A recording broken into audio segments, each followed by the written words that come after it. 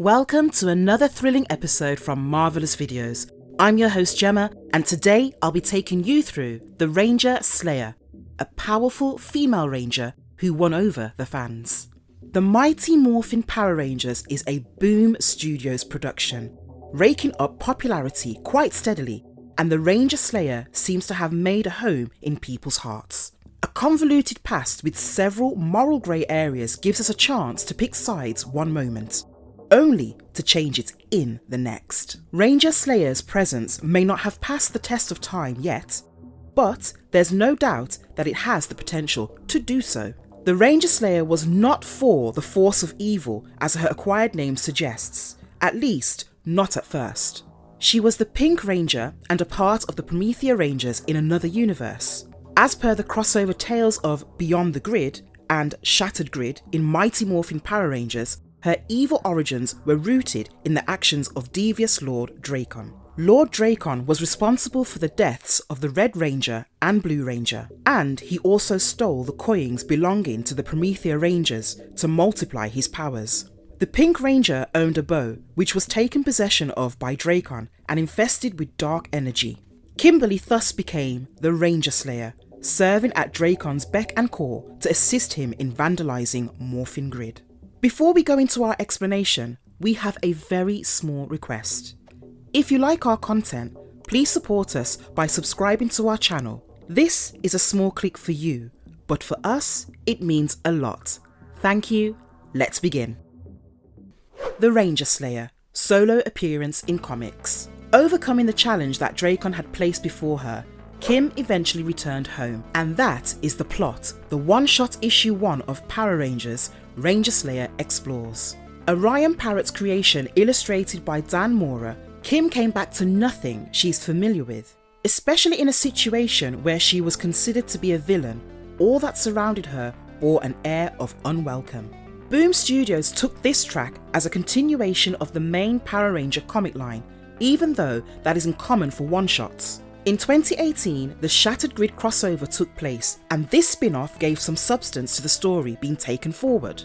In the crossover itself, Tommy Oliver, the White Ranger, had taken on the form of Lord Drakkon and came to be known as the dictator that he was. Kim survived Drakkon's attack and went through a lot of manipulation, but managed to see Drakkon's eventual defeat. Following her acts of violence, she was feared and seen with the same skepticism that the wicked dictator Drakkon was. So, her aim became to change opinions about herself amongst those people by protecting them from forces of harm. Starting off right where Shattered Grid had closed, Kim awoke to the new reality of the world of coinless, after Lord Drakkon had stolen the power coins from everyone. Her regret and distaste towards her life as Ranger Slayer were immediate, as she wished she hadn't woken up.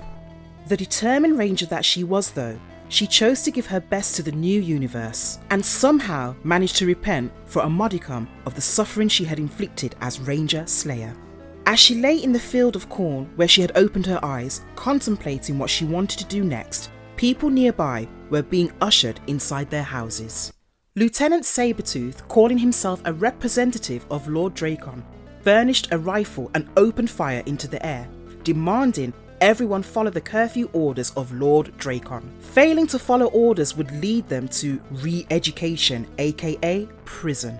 Kimberley saw the exchange from her hiding spot in the nearby bushes and prepared herself to fire an arrow at the lieutenant. Sabretooth was at that point engaged in a conversation with a private ranked Mastodon Sentry, asking him to not question the extreme action. Out of almost nowhere, a group of Rangers launched an attack on the duo, killing the lieutenant. Kim's arrow managed to overpower the group, but one escapee slipped away and informed some mysterious identity acting as their leader that the Ranger Slayer had made a reappearance. Meanwhile, the private unmasked himself and said he could take Kim to Drakkon's hideout, which she refused. They then agreed upon arranging and ensuring the safety of the citizens in the first place. As she walked into the woods, Kim asked the private to not interfere or come in her way. In Lord Drakkon's palace, he snapped Cyborg Sinister 5's neck, and he was assumed to be dead. However, he came to life having no memory of the incident at all. He was working on a weird invention when Scorpina from the main universe of the Power Ranger comics visited him. According to her perception, after the Shattered Grid events, Drakkon had vanished. In Lord Drakkon's absence, Spirit Rangers and the Coinless territory were empowered again. Scorpina finds herself at a loss of words when the Private informs her of Ranger Slayer's act of saving their group. Finister 5 was unsure of Kim, but still believed that they could use her to earn a favourable outcome for their side in the battle. On the other hand, Kim visited the hideout of the Coinless, trying to assure them of her loyalty to the good side. They refused to believe her, accusing her of being a spy and an enemy sent to convince them to lower their guards. As much as Kim tried to tell the gathering there that she wanted to help overthrow Drakkon, they reminded her of her brutal nature in the past as Drakkon's agent and made it clear that in their opinion it was all an unforgivable mistake. They wanted to strip her of her power coin and use it to make more Ranger sentries instead. The only one who came to Kim's defense was Bulk, who said that her brainwashed self was never her true form and that he would die with her if anyone attacked her for the coin.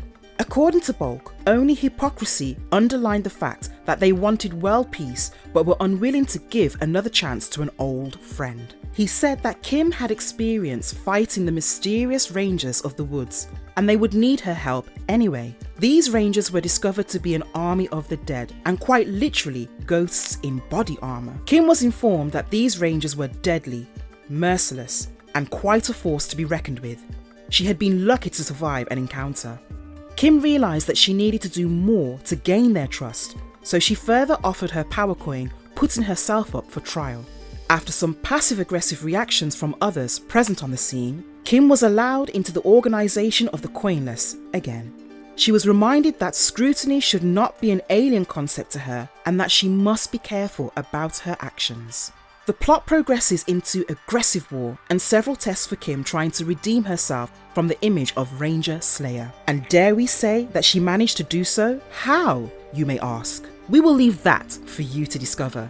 But allow us to tell of the glorious ending, Kimberley's coordination amidst her having survived the attacks made by an army of the dead. Kim made sure it was mentioned how the Coinless, as well as the Ranger sentries, had lost loved ones throughout the battle. It was her belief that the common cause of peace was always behind their difference in loyalties and methods of action. Her speech concluded with her desire to clean the slate, forgiving any offences of the past for the greater good of Earth in the future.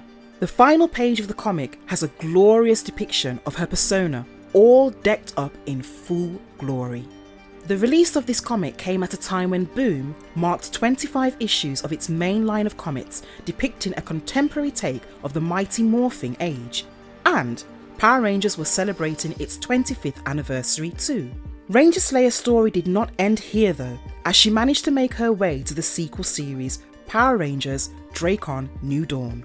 This limited series comprised of 3 issues and brought forth Ranger Slayer in a whole new light. Ranger Slayer powers through her transition. The Power Morpher Pink Ranger was by herself incredibly powerful. She had 2 Zords to make use of, the Firebird Thunder Zord and the Pterodactyl Dinozord. An expert at using the same, she also had a power bow that she swore by, to the extent that its manipulation led her to act for Lord Drakkon. When working for Lord Drakkon, that became the bow or Sword of Darkness. At one point, she was also known to possess a blade blaster.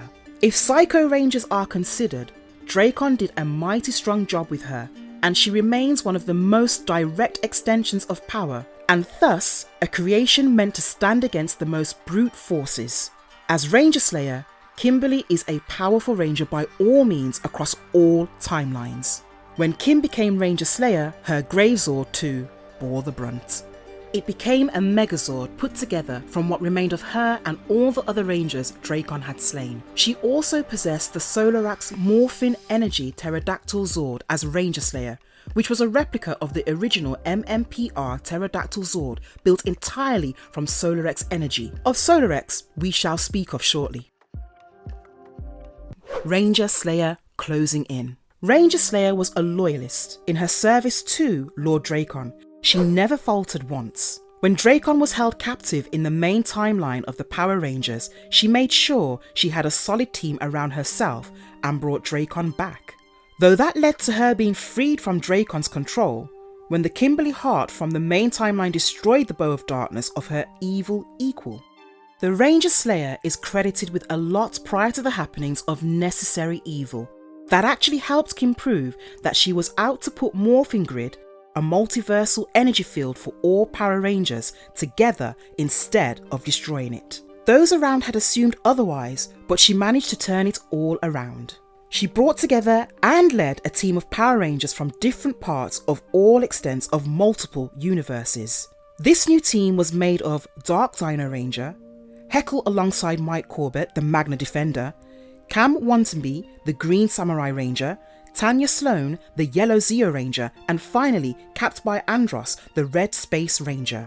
The team ensured the protection of a distinct morpher called Solarix, powered by the sun itself. Solarix was owned by Ryan, and after they successfully defended the valuables against Praetor, the Ranger Slayer got a special opportunity. She became a Solar Ranger, brandishing the glory of the Solarix as well.